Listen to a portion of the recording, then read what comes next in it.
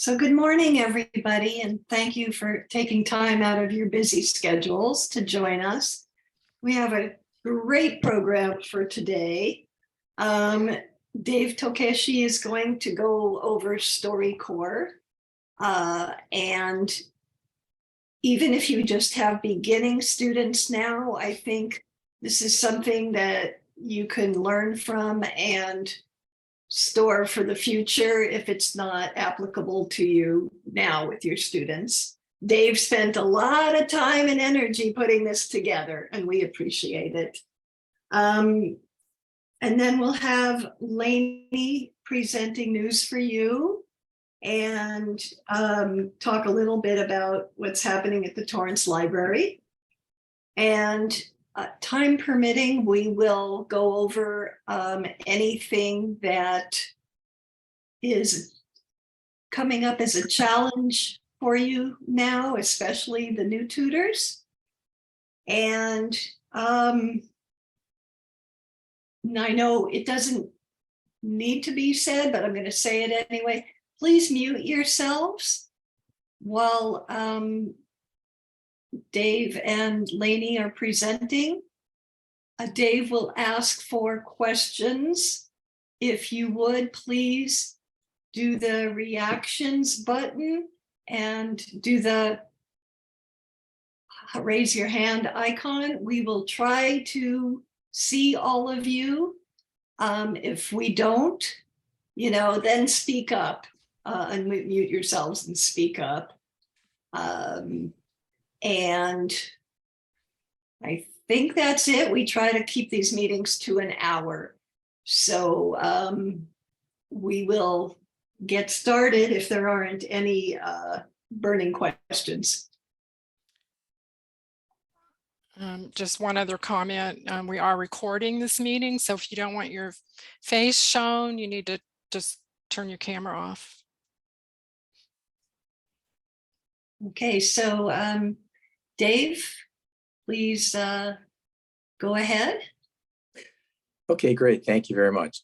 My name is David Tokeshi. I'm an ESL tutor with the South Bay Literacy Council, teaching an in-person intermediate ESL class, the YMCA, twice a week. My class is on Tuesdays and Thursdays. I was invited to share with you how my class uses StoryCorps. By the way, during my presentation, I will stop periodically and ask if you have any questions or comments. So if you could kind of save your questions and comments until that time, I'd appreciate it. And then of course, at the end, we'll have time for questions and comments also. Okay, I started tutoring for the South Bay Literacy Council about 9 years ago. For the first couple of years, I taught a low intermediate class using a grammar textbook. After class one day, I was chatting with another volunteer who mentioned that he occasionally used StoryCorps in his class with good results. I had vaguely heard of StoryCorps, but wasn't very familiar with it. So I did a little research and was impressed. StoryCorps is not designed to be used in an ESL setting, however. So if I wanted to use it effectively, I would have to create ways to adapt it to ESL. Okay, what is StoryCorps? It is an American nonprofit organization which honors and celebrates the lives of ordinary Americans by listening to their stories and sharing them. One StoryCorps conversation is broadcast every Friday morning on NPR, that's National Public Radio. In Los Angeles, that's KPCC 89.3 FM. Okay, why use StoryCorps? Okay, there are several reasons. I think Lenny has a slide. The first is that StoryCorps conversations are in an audio format which students can listen to as many times as they want. Okay, secondly, the conversations are based upon human experiences and relationships which are of interest to many of our students. Okay, third, the conversations are all brief. They are between 2.5 and 3 minutes long. Okay, fourth, Students can rewind the conversation to go back 15 seconds to replay certain words or phrases which are difficult for them to hear. And they can do this as many times as they want. Okay, fifth, a word-for-word transcript is provided. If students can't understand a word by listening, they can use the transcript to see what is being said. Okay, sixth, there is a wide variety of speakers, topics, speaking styles, and accents. These are everyday Americans speaking at normal speed in their own words. And finally, there is easy access to archived conversations going back around 19 years. So there are hundreds of conversations to choose from. Tutors can choose those conversations which are most appropriate in terms of interest and level of difficulty for their particular class. Okay, there are some recommended requirements, I think, for use of StoryCorps. StoryCorps, the way I use StoryCorps, that is, the way I use StoryCorps, it assumes that the students have working knowledge of basic English grammar and vocabulary. In terms of our Literacy Council classes, I think it can be used effectively with intermediate or advanced classes. The way I use StoryCorps in my class, there is also an assumption that students are willing to use the tools provided and listen to the conversation beforehand to prepare for each class. Preparation is very important. Okay, I'll stop here for a second. Do you guys have any questions or comments up to this point?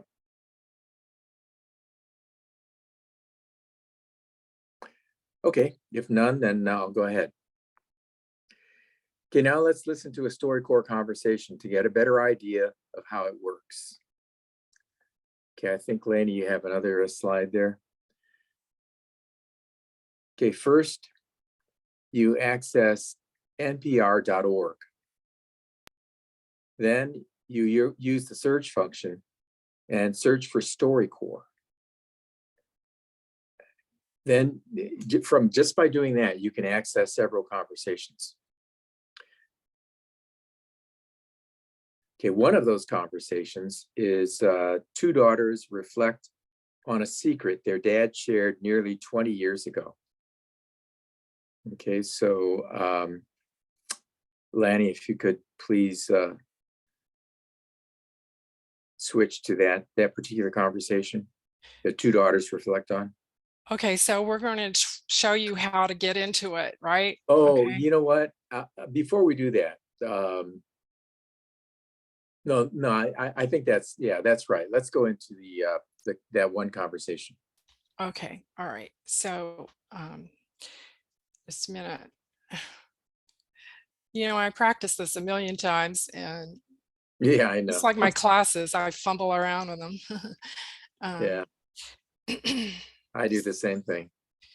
So, all right. So to get into StoryCorps, oh, come on, Lainey.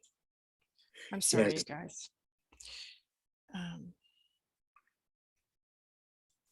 need to get into Google. Oh, here it is. All right. YouTube. All right. So to get into StoryCorps, you go It's to npr.org. npr.org. And then search for StoryCorps. There should be a search box.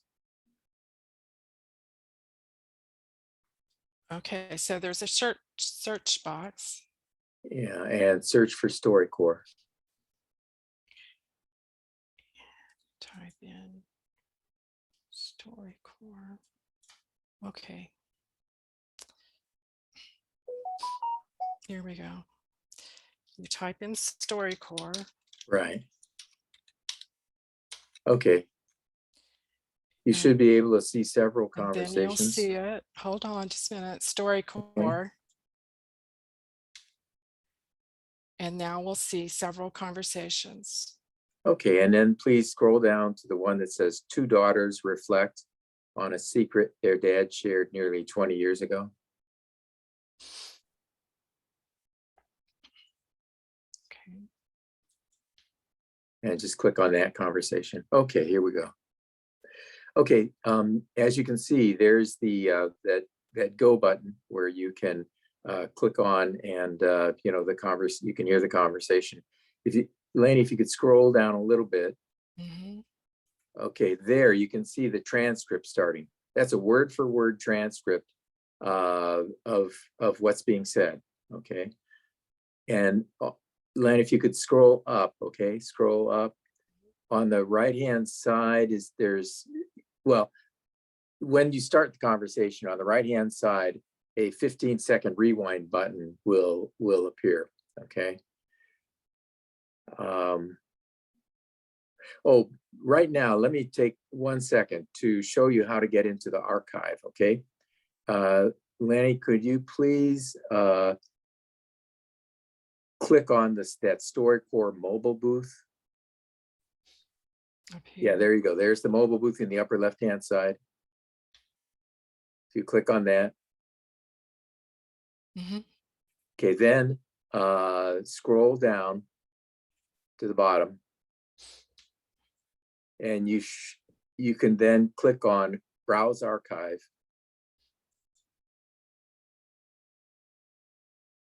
Okay, and then from there on the right-hand side, you see a number of years. Okay, if you click on, for example, January 2018, click on 2018, and then click on January.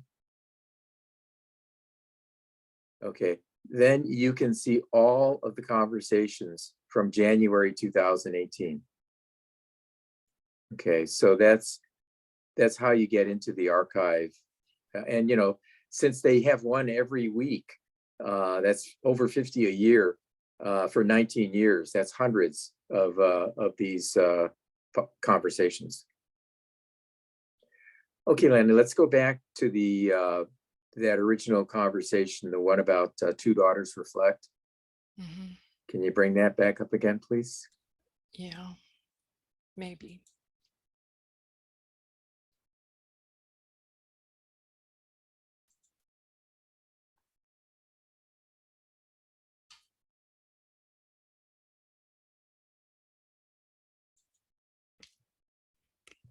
Okay. Can you go ahead and click on the go button? Let's just get a little flavor of what these conversations sound like, and go on down about maybe three paragraphs or so. Okay, please go ahead and click on the go button and let's listen. Time now for StoryCorps. Nearly 20 years ago, David Hedison came to a StoryCorps booth with his youngest daughter, Serena, to share something they'd never discussed. I wanted to be an actor, but I realized it was going to be a battle because I had a very Armenian nose. And in those days, to get a job, you had to have the boy next door face. He revealed to his daughter that he'd had a nose job. David Hedison went on to have a prolific career as a television, film, and stage actor. He died in 2019 at the age of 92. Recently, his daughter Serena came back to StoryCorps with her sister Alex to reflect on the secret their dad shared. Okay, I was Lenny, really can you stop, please? surprised because Just press the stop button. Okay. Now, on the upper right-hand side, you should be able to see the 15-second rewind button. Can you please click on that, Laney? Career as a television, film, and stage actor. He died in And in those days, to get a job, you had to have the boy next door face. He revealed to his daughter that he'd had a nose job. David Hedison went on to have a prolific career as a television, film, and stage actor. He died in 2019 at the age of 92. Recently, his daughter Serena came back to StoryCorps with her sister Alex to reflect on the secret their dad shared. Hey, Lenny, I was really excuse me, can you please surprised stop it? because Mhm. Okay. So, the students learn very quickly that, how to operate this. And so, they can go back over and over again, in their own home if they want to, and prepare for class by listening to this conversation. And then also, if they can't hear the words spoken, even after using the 15-second rewind button, then they have the transcript. So that's word for word. So they can go back, they can see what the word or the phrase is that they cannot hear, and then they can look it up in their dictionaries, okay? I also give them, by the way, I'll show this to you later, I give them a vocabulary notes for some of the words that they may not be able to find in their dictionaries, okay?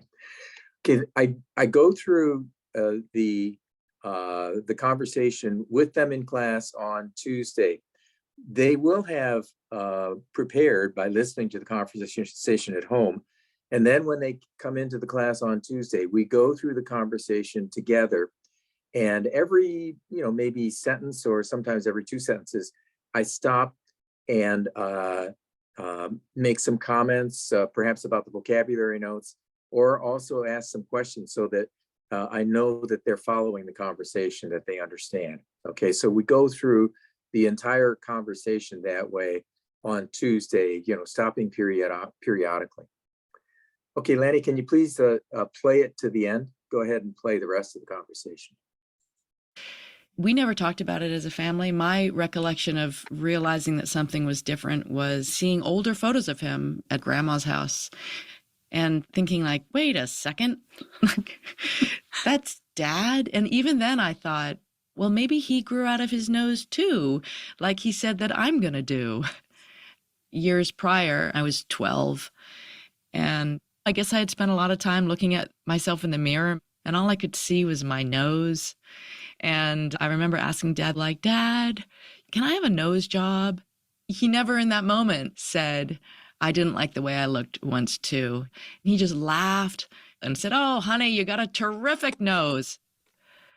There's something about how he said, you're going to be okay. And I never thought about getting a nose job after that moment. I actually have more of Dad's nose than you do. His new nose. No. his old nose. I see Dad in my face.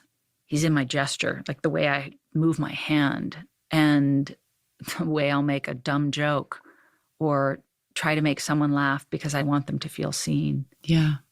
What for me still is painful is that he walked away from the parts of himself that he felt didn't belong. But I see Armenian in my face, and I like it. I like the things that make me feel I have a unique sense of belonging in the world. I carry him with me. Yeah. That's his legacy.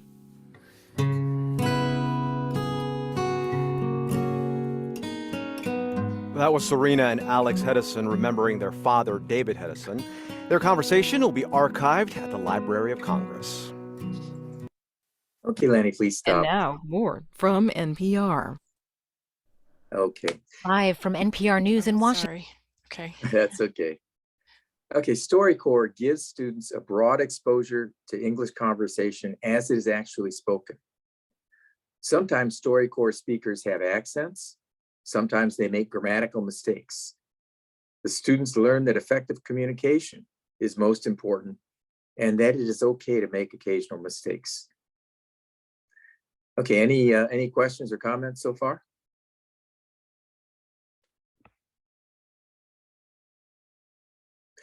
Okay, well, now I'll show you the communication.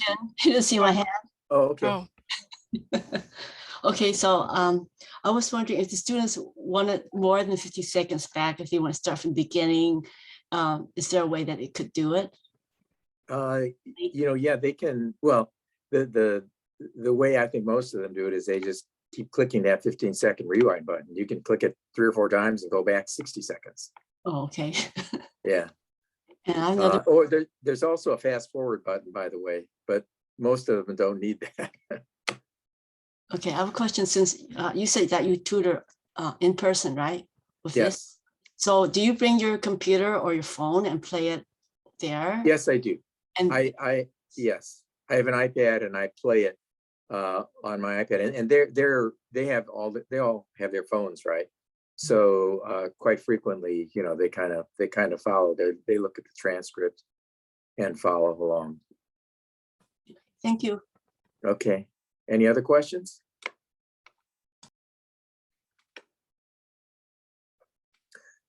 Okay, now I'll show you the communication piece, which I think is very important. Okay, please refer to the copy of the email, which was distributed to everyone a few days ago, I believe. The email, which it's a copy of an email that I send to students. This is just one example. Every week, they get 2 emails, and this is one of them. Okay. Okay, I send the students an email every Thursday afternoon. This email provides a link to the conversation, which they need to listen to in order to prepare for class the following Tuesday. So students have 4.5 days to prepare.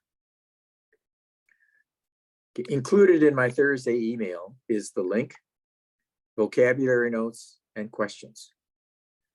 I provide vocabulary notes for words or expressions which they may not be able to find in their dictionaries or that I think require some explanation. I try to keep the definitions simple and according to the context of the conversation. Okay, for example, the first vocabulary note is a nose job. Okay, so I give a very simple and quick explanation of what nose job means. You know, they probably wouldn't be able to find that if they tried looking it up in their dictionary. Okay, the second vocabulary note, for example, is Armenian nose. Now, you know, I could, you know, maybe write a paragraph about Armenian noses, but the fastest way to show them is I just say, please look up Armenian nose in Google Images. They all know how to use Google Images, you know, just from Google, just click on images and then type in, you know, what you're looking for, type in an Armenian nose, for example. And then, you know, dozens of pictures of Armenian noses appear. So, you know, the students get a picture of what this item looks like.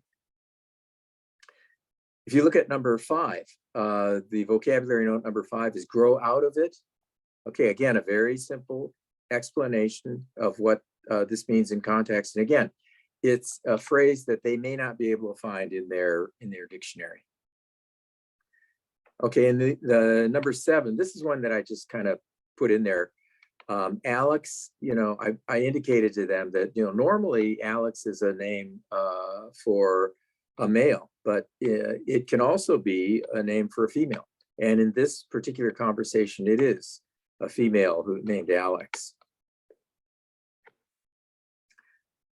Okay, also included in my Thursday email are questions. I make these questions open-ended and designed to encourage discussion. Okay, so there are no yes or no questions. You know, the students have to, you know, they're open-ended, so the students have to think a little bit, and then it also encourages discussion. Okay, for example, the first question, why did David have a nose operation? Okay, from the context of the conversation, you know, they should be able to, you know, to answer that question. Question number 3, when did Serena realize that her father's nose had changed? Okay, again, from the conversation, you could probably, you know, figure out an answer to that question.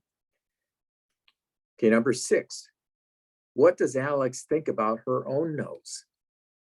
Okay, now the questions are becoming a little bit more difficult. Again, they're open-ended questions, but, you know, the student has to think a little bit about, you know, how to answer that. And in many cases, there are no correct answers to these questions. It's just what does the student think? What's their opinion?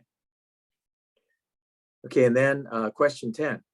In your country, are there any characteristics that some people feel uncomfortable with and may want to change? Okay, so, you know, finally, we're kind of breaking away from the conversation itself, and the students have to think about their own situations, you know, in their own country.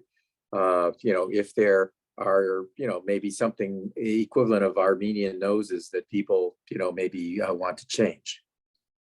Okay, so the questions gradually become more difficult to answer, and, you know, where the students have to really think and express their opinions. Okay, so with this email, students have all they need to prepare for the Tuesday class.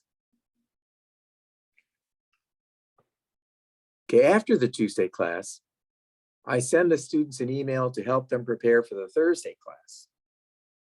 Since they have only 1.5 days to prepare, we basically review what we studied on Tuesday. I play the conversation without stopping this time. Okay, they have prepared by listening to the conversation at home. Then we've gone through it together in class on Tuesday. So on Thursday, I play the conversation without stopping. And then we talk about it. And I confirm that the students understand it. Okay, then we discuss the students' answers to the questions which I provided in my Thursday email. So all those questions about, why did David have a nose job? Those kind of questions. We discuss the students' answers to those questions on Thursday. Okay, are there any questions about the communication? Any or comments? I noticed in your email that you said our discussion for Thursday will be the favorite food you like to make. Yes. Yeah. Yes. StoryCorps is one part of what we do. It probably on Tuesdays, it takes up probably 35, 40 minutes or so to go through the conversation, to make sure that the students understand. And then after that, we have time for free conversation, but there's always a specific topic for the free conversation, and the topics are chosen by the students. Okay, every month or so, I ask the students for ideas for free conversation topics, and so I take their ideas and I use them in class for our free conversation topics. Okay. So, StoryCorps is a part of what we do, but it's not all of what we do. On Thursdays, we also have a time for pronunciation practice. So I take one paragraph from the StoryCorps conversation, and I copy that and put that in my email about the Thursday class, so that students know, okay, this is the part of the conversation that we're going to practice for pronunciation on Thursday. And I go through that both as a class. I have them repeat after me after I read read it sentence by sentence, and then I go over it with them individually. I ask them to repeat after me, and I go one sentence, have the student repeat after me. I go to the next student and read the second sentence and ask the student to repeat after me. And I give them feedback, okay, on their pronunciation, right on the spot. Okay, so, there are other things that we do besides StoryCorps. Okay, any other questions or comments? Joanne has a question. Okay, so you mentioned on Thursday, you discussed the students' answers to the questions. So on Tuesday, do you actually get to the questions themselves and talk about them? Actually, I don't go over those questions specifically, okay? But as we discuss the conversation on Tuesday, and as I ask a few questions of them, sometimes we do. Sometimes those are questions that appear on my email, so that we talk about those questions on Thursday as well. Sometimes we talk about the same questions, but sometimes they're completely different. The Tuesday, the questions that I ask on Tuesday to confirm that they understand are not necessarily the same questions that I put in my email and that we discuss on Thursday. There could be, and often they are different questions. Like, for example, that one question about in your country, are there any characteristics that some people feel uncomfortable with? Okay, that question we didn't discuss on Tuesday. Okay, but I put it in my email so that they know that we're going to discuss that as part of this lesson. So on Thursday, we discussed their answers to that question. Okay, I like your questions, how they are easier in the beginning and they get more difficult, and then it kind of expand the topic away from the conversation to talk to their own experience and their own opinions. So Yes. that's really great that we Yeah. can do that in general when we have our classes. We can just we might start off talking about one thing and end up talking about something else completely that's more relevant to their lives. Yes. You know, another thing in class, I try to balance the conversation time so that, you know, some of those that are maybe less proficient in English conversation, I might ask them, you know, question 1, which is easier, right? And that those that are, you know, are pretty proficient at English conversation already, I might ask that person question number 10 or question number 9, you know, the more difficult questions to answer. So that's another thing in our class, to really try to encourage participation from everybody and give everybody a chance to have success in the class in answering the questions. And again, there for some questions, there's no correct answer. It's just, you know, what do you think? John has a question. Oh, yeah. So David, I like this too. I think this is great. And I wanted to draw you out a little bit more on how things go with the answers. I mean, there are a couple of parts to this, right? I mean, the first part is that they understand, Right. and they can tell what people are saying. And then you ask them questions, some of which are probably easy to answer in terms of English grammar, and some of which might be more challenging. Like the answer might be, my dad thought that he would like to be an actor. And a beginning student might have a hard time with that. How does it play out in terms of how well people do grammatically with their answers, and how important is that You know, in the lesson? That's a good question. You know, I've kind of I go back and forth with that a little bit. As I mentioned before, a knowledge of basic English grammar and vocabulary is pretty much a requirement for the class. Okay, but as we, you know, as the students speak and you know, answer questions and they're formulating their responses, I don't really concentrate that much on grammar. You know, if I can understand it, and if their response is, you know, makes sense and shows that they understand that they're thinking about the topic, then I'm not a real stickler that they, you know, have correct grammar. What I do like to do though is I always have a whiteboard, okay, available. And when one of the students, let's say when we're discussing their answers to the StoryCorps questions or just in the free conversation, if one of the students mentions a word that I think the other students may not know, or they may only have a partial knowledge, then I'll write that question down. I won't interrupt the student, but I'll write that word or expression down on the whiteboard. And when the student is finished speaking, then I'll draw the student's attention to that particular word. Okay, and we'll talk about it. You know, I might give them a brief, you know, definition of the word. But anyway, I use the words that come up naturally in our conversations. I try to use them to expand the vocabulary of the students.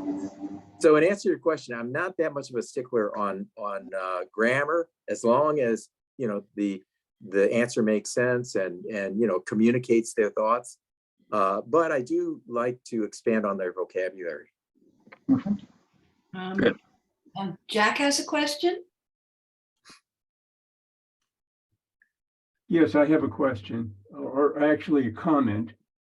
To me, the really attractive and maybe unique aspect of StoryCorps as a teaching tool is the ability to listen to English as it's actually spoken and go back and listen again and again. And if you don't understand, to actually see it in written form. I don't think we have anything else quite like this. We rely a lot on the written word. We think that way. And I think there are a subset of our ESL students who need to be able to understand English on the street or at the workplace or what have you. So I think, this has been a great presentation, and I really like to see this come into more widespread use. That is, to make it available to any tutor who actually wants to use it.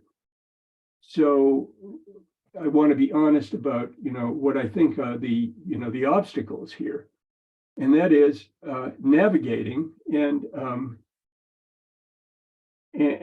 also kind of finding your own choice of the conversation. And I'm wondering, Dave, have you recorded past conversations? And you do such a extensive workup with thinking through the difficult vocabulary and so forth. Have you recorded any of these that would be possibly available to tutors who want to use them? Actually, no, Jack, I don't. You mean recording the class? And Yeah. No, I don't. I'm very open to people coming if they want to take a look and see how how we do StoryCorps live in the classroom. But I don't make recordings of it. I have my old emails, but when I go over my old emails, let's say, for example, if I want to use one of my older conversations, maybe one that I did 3 or 4 years ago, I can do that. But generally, I make several changes. I update it, the vocabulary notes, and generally I tweak the questions as well. But yeah, I do have old emails, okay, which I will use periodically. Thank you. All right, Lainey. Yeah, I have 2 questions. The first one is, do your students like this? I think they do, Lenny. I think students, I think for many of them, I think it's kind of a new approach. They don't, I think it appeals to them because it gives them something that they're interested in to talk about. One of the most difficult things for me now, okay, after doing this, I've done this now for about 6 or 7 years. One of the most difficult things for me now is to select the conversation. I go over maybe 10 conversations before I find one that I think, oh, this would be really good for this class. I try to find the conversations that would appeal to the types of people in my class, okay, that they would find interesting, because if they find it interesting, then they'll want to talk about it,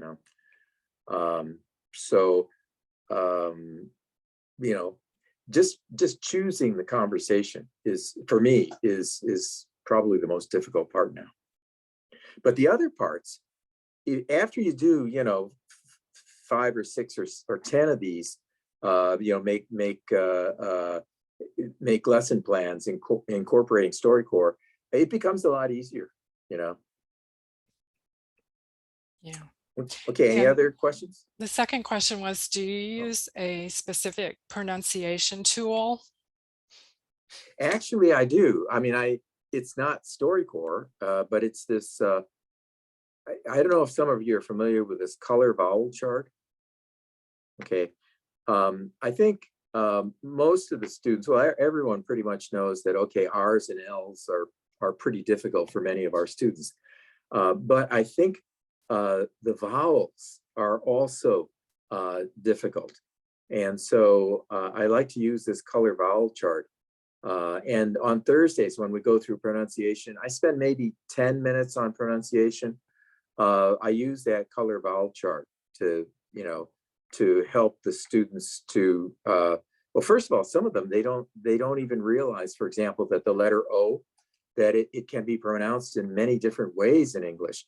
Because for example, in the Japanese language, one symbol, there's one sound, okay? But in English, the letter O can have, as we all know, several sounds.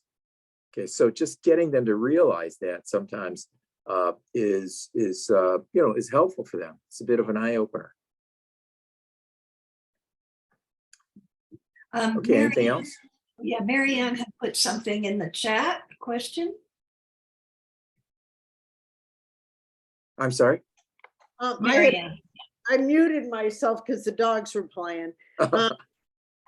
Is there any dictionary that you use that helps you with the definitions as far as making, especially abstract words? I like the idea of the Google Images. I never thought of that. That's a clever one.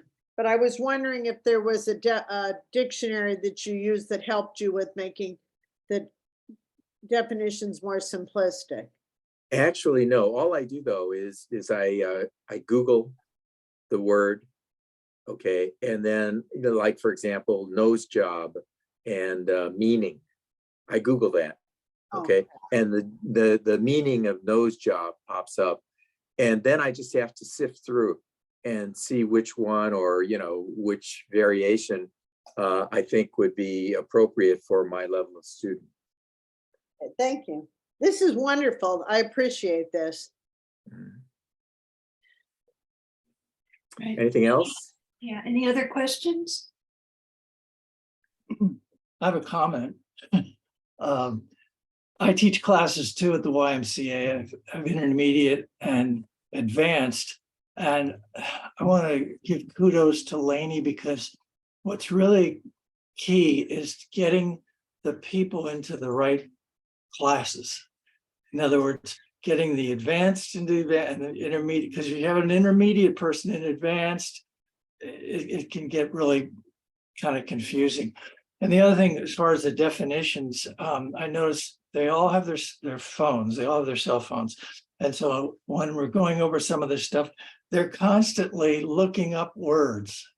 Just in the class, they'll be looking up words. It's great for a teacher because they can kind of go along with you and having the only one that throws them off sometimes are the idioms. And Dave, you mentioned, like having a nose job or those things that we use in English, which there might not be a translation.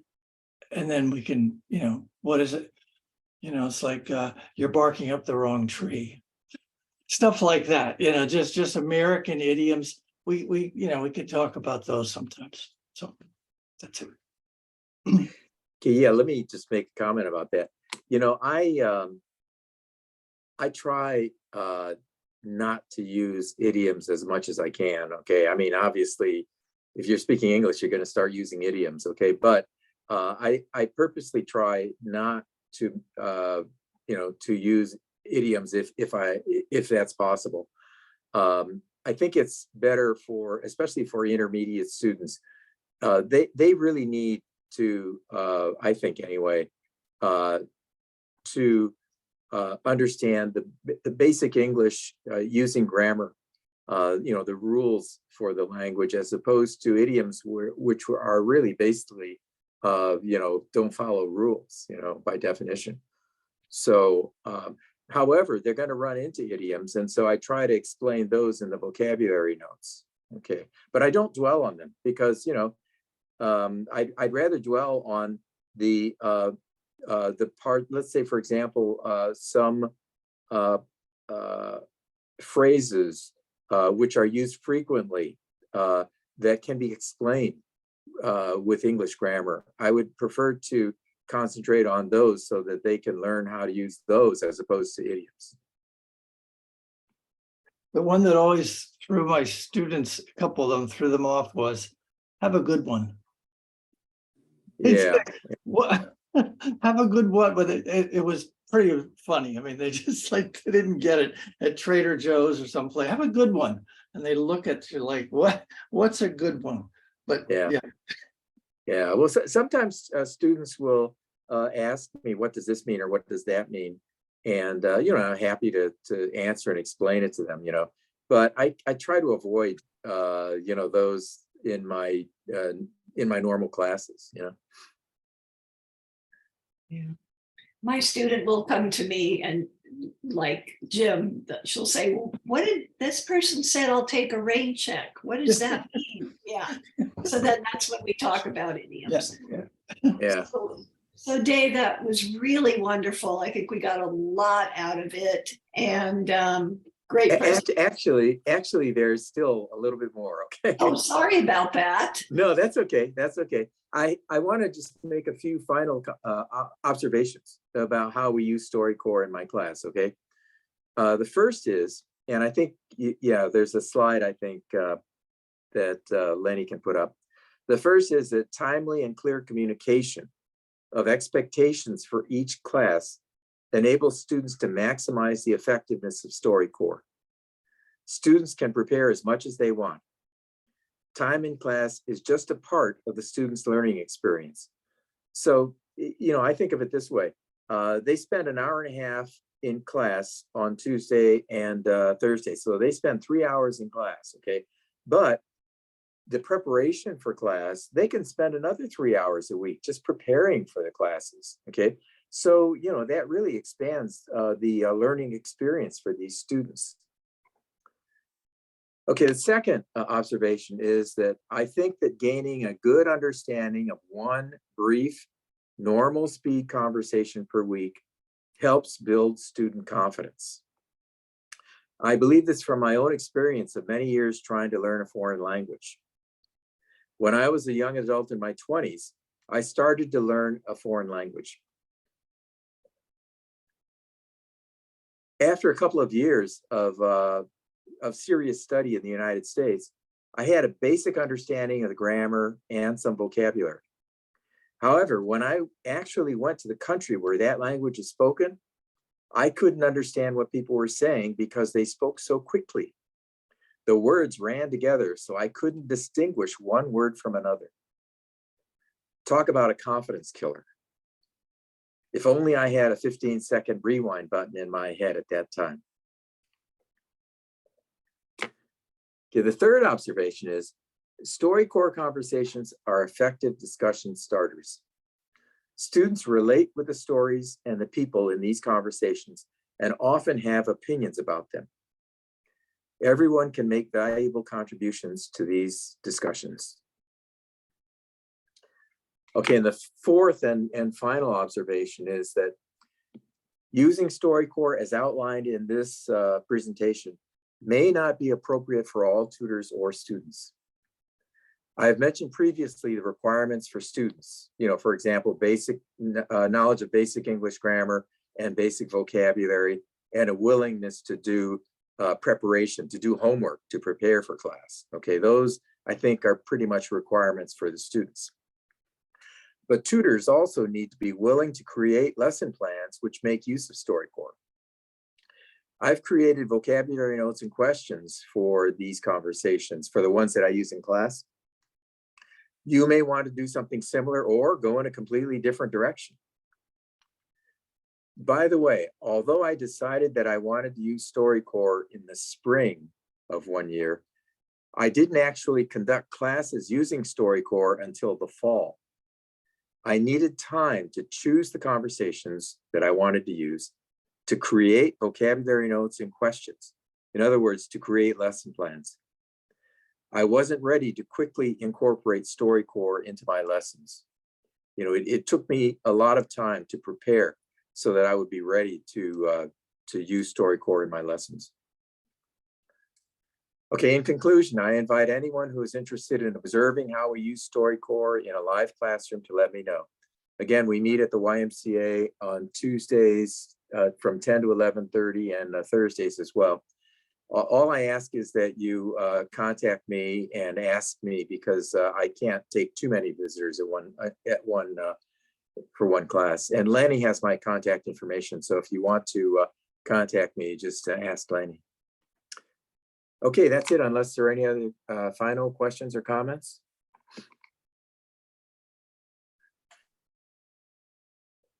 Again, we appreciate the time and effort you put into putting this together, and we appreciate the time and effort you put into doing this for your students.